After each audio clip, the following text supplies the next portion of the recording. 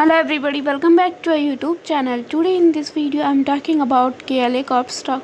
In this video we talk about stock pros and cons and technical analysis and latest news about it.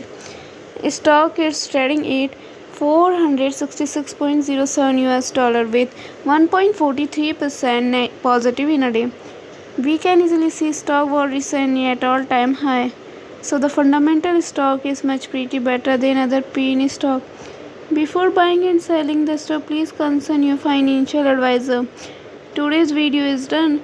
Thanks for watching. Please subscribe my YouTube channel and like the video and also comment all related queries.